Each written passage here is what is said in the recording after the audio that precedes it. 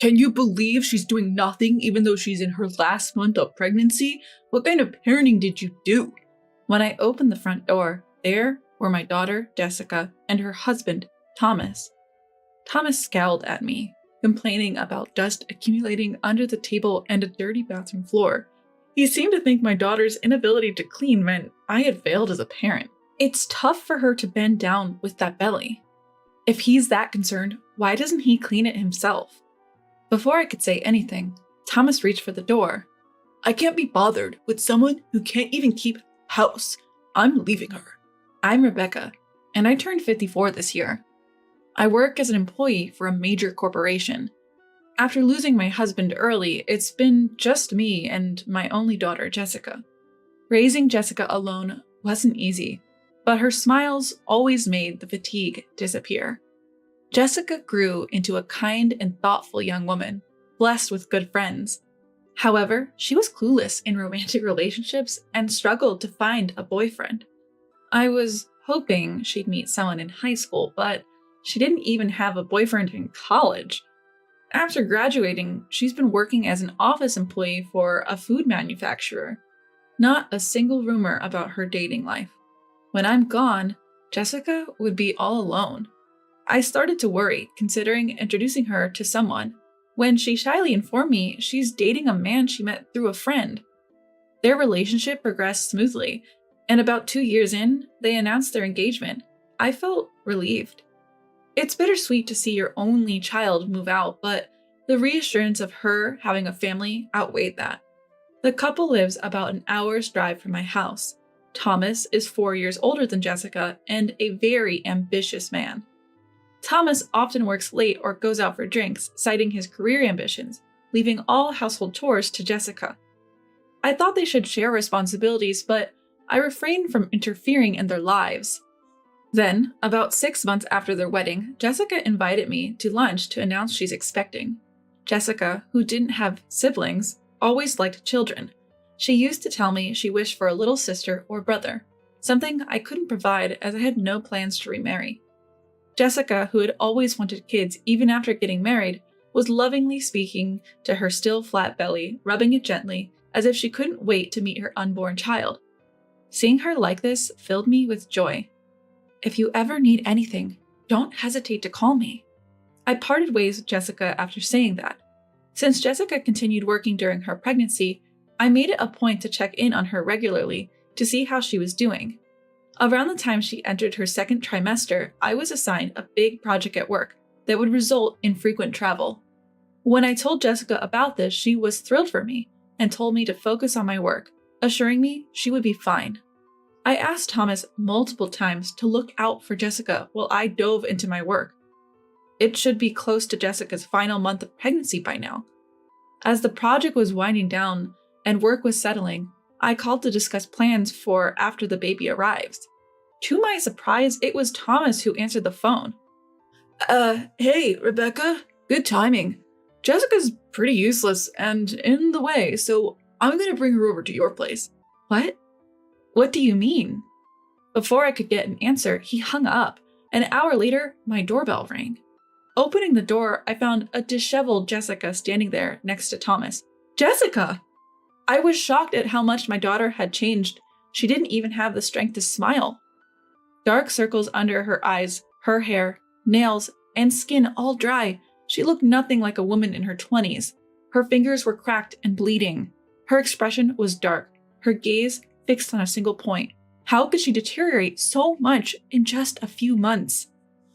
I let them in and had them sit on the couch. Since Jessica was in no state to speak, I demanded an explanation from Thomas. Thomas, why is Jessica like this? And then Thomas, without a hint of embarrassment, looked surprised and said, Wait, are you blaming me? She's the one who slowed down because of her big belly. You know, housework is a woman's job, and she even lied about feeling sick to get out of it. I was incredulous. You were making a morning sick Jessica do all the chores? Morning sickness isn't a disease, you know. She even asked me to help with the chores while I've been working all day. Anyhow, she's in the way and not doing her chores, so please take care of her until she gives birth. That's when I realized this man had no understanding of pregnancy or fatherhood. I couldn't leave my precious daughter in his care. Fine, I'll take her in. I can't trust you to care for her. Yes, when I told Thomas, he retorted, "Look, if your daughter is such a mess, it's because you failed to raise her properly. With no father around, she doesn't even know how to treat her husband. I'm the one suffering here. Once the baby's born, come pick it up. Meanwhile, please re-educate your daughter, Rebecca." Before Thomas left, he stated he wanted me to fix my daughter's upbringing by the time the baby comes. Then he just left Jessica and walked away. The nerve of that man. I deeply regret letting Jessica marry him. Jessica sits there, looking down like a doll.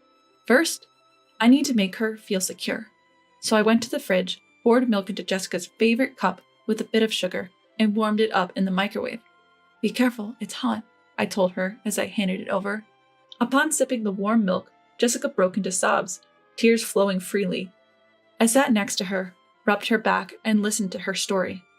Thomas was ambitious and continued to attend work parties even after Jessica became pregnant, leaving her alone.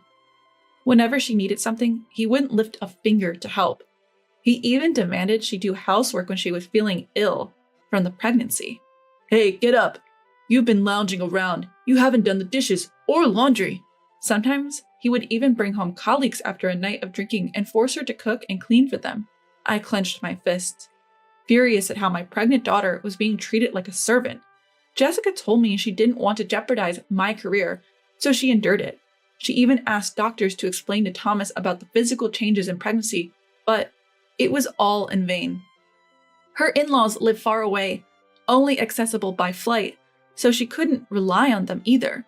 She had always put others before herself. I hugged her and said, "From now on, it's okay to prioritize yourself, Jessica. If you're struggling, don't hesitate to ask for help. I'm sorry for not realizing sooner." With that, I gently stroked her head. "Mom, thank you." And then she broke into childlike sobs. A few days after Jessica came to stay, her emotional state became increasingly unstable as her due date approached. When I returned from work, the house was clean. Even when I told her to rest, Jessica would continue doing chores. She'd even attempt to move heavy mattresses or change burnt-out light bulbs. At times, she tried to pack her bags and go home, fearing her husband's wrath. I thought she might need counseling, so I went to our neighbor, who used to be a therapist, to ask for a recommended clinic. "Lisa, hello, do you have a moment? I need to talk about my daughter."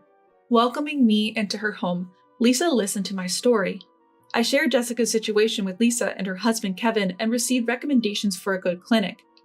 Jessica had been feeling off too, so she started visiting the hospital. Lisa and her husband were concerned about Jessica, so when I was at work, Lisa would stop by to check on her. Thankfully, Jessica started to recover and smiled more like she used to. When the due date came, I took Jessica to the hospital. As her contractions began, I rubbed her back and wiped her sweat, encouraging her all the way. As the contractions grew closer, I watched Jessica walk into the delivery room. I sat in a chair, restless and eager until I heard the baby's cries. A nurse informed me that both mother and child were healthy, a relief to hear. When I went to see them, Jessica was holding our sleeping baby in her arms. I was angry at Thomas, but I still let him know that a healthy baby girl had been born. Then immediately entering the hospital room and seeing his newborn, Thomas blurted out, "Yuck, babies look like monkeys, not cute at all. Jessica, you're not even wearing makeup and just lying in bed. You're so lazy. Put some effort into how you look. You're a woman." Just as I was about to retort, the nurses and doctors who heard him lost their temper. They surrounded Thomas, shouting, "Are you even a husband? Your wife just gave birth risking her life and she's exhausted. Can't you say something nice?" But Thomas, visibly irritated, shot back, "Shut up. My mom was working even right after giving birth. This is clearly laziness." I've never heard of a woman working immediately after childbirth, and there's no way he could remember that. Something must have twisted his memory. It makes sense he wouldn't know, given he's never shown interest in pregnancy or childbirth. Thomas stormed out and didn't even show up on Jessica's discharge day. No signs of him coming to pick her up.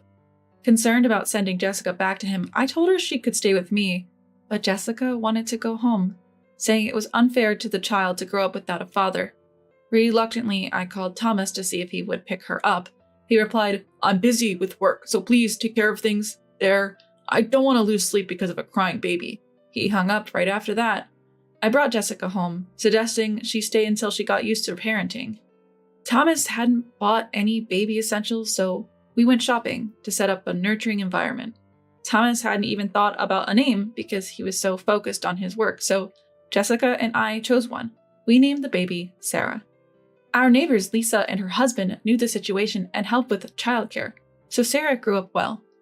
About 3 months after Sarah's birth, Thomas showed up without any notice to pick up Jessica and Sarah. "Hey, I'm here to pick you up. Hurry up, you're always so slow," Thomas yelled from the front door. By the time Jessica's emotional instability after her childbirth had temporarily settled, and she fully understood how terrible Thomas was, Jessica had made up her mind to divorce and had no intention of going back to him. From behind the door, she said, "I won't be controlled by you anymore, and I'm not coming back home. I'll mail you the divorce papers, so sign them." Thomas yelled back, "Are you kidding me? In today's world, a man with a wife and kids is more likely to succeed. What's the point of being married to you if we divorce? I'm never getting divorced." My daughter was furious, thinking that her husband had married and had a child just for the sake of a career advancement. But before I could yell back, the door next door opened. Hearing Thomas's loud voice, our neighbors Lisa and her husband Kevin stepped out of their home. Thomas, who glanced at Lisa, paled instantly when her husband Kevin appeared. "Boss, what are you doing here?" Stunned, Thomas watched Lisa and Kevin approach. It turns out Kevin was Thomas's supervisor. Kevin, also surprised, said, "So you're Jessica's husband. To think a terrible man like you, who neglected his child for 3 months, turns out to be you. You lack empathy, and I can't trust my team to someone like you. I'll let the CEO know as well, but consider your promotion canceled," Kevin sternly whispered to Thomas. "Please, Kevin, reconsider." Clinging to Kevin in tears, Thomas said, "You have nothing more to say to me. You don't even want to listen. You only ever cared about your work." Kevin cuts him off, not allowing any further comments. "What was all my hard work for?" Thomas drops to his knees, deflated. Kevin is known in the neighborhood and at work as a family man, and he couldn't tolerate Thomas treating his family like tools. Apparently, Thomas had been putting on a good face at work for the sake of promotion. Thomas went home quietly that day, but once at the office, he pestered colleagues and subordinates saying, "Hey, you had dinner at my place, right? Could you put in a good word for me with the boss for a promotion?" When no one complied, he went straight to the CEO. "Sir, I've worked hard for this company every day. My sales numbers are consistently high. Please approve my promotion." "I've heard from your boss," said the CEO. "Your performance numbers might look good, but you've been using aggressive tactics to win contracts. Just raising your own numbers isn't enough. A deal that tarnishes the company's image is negative, even if it's successful. If you can't consider that, you can't move up. I have no more expectations for you." Thomas leaves the CEO's office, his face pale with dejection. The CEO of Thomas's company is occasionally on TV and is well known as a man of integrity. He made his judgment based on more than just the boss's reports. Thomas probably got the message. After that, Thomas lost his motivation for work. His constant mistakes became a burden, and he was transferred to a regional department with hardly any work. At least, he wasn't fired. After his transfer was settled, Thomas repeatedly came to our house saying, "Jessica, it was my fault. I want another chance. I want to see Sarah. I'm her father, right?" Both Jessica and I ignored Thomas, but when he became too persistent, Kevin warned him that he would report him to the CEO, which would get him fired. After that, we didn't see him anymore. It must have been shallow affection after all. When Kevin found out that Jessica was having trouble getting her divorce accepted, he referred her to a top-notch attorney. The divorce was finalized smoothly, and she was even able to claim compensation for emotional distress. Thomas got transferred and seemed to be living a quiet, lonely life in a rural area. I heard this from Kevin. He said the last time Thomas came into the office, he looked unrecognizable. His shirt and suit were wrinkled. He'd grown a beard, and he had lost a lot of weight. In the small town Thomas moved to, you can't easily visit a dry cleaner or a convenience store without a car. Whether he's trying to save on gas or just can't be bothered, if he doesn't use these services, he'll have to fend for himself. Thomas never lifted a finger to help with housework, always saying it was a woman's work. So he probably doesn't know how to do anything for himself. He should regret treating Jessica like a servant when he's there all alone. Maybe Thomas thinks he has lost everything since the divorce and losing custody. He even started to forget the child support payments he promised to make to Sarah. If Jessica calls to remind him, he apparently tells her how hard his life is, almost in tears.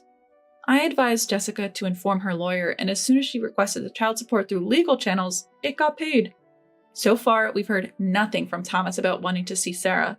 If Sarah wants to, we'll reach out, but Jessica and I agreed that we would pour lots of love into raising her into a fine adult, even without a father around.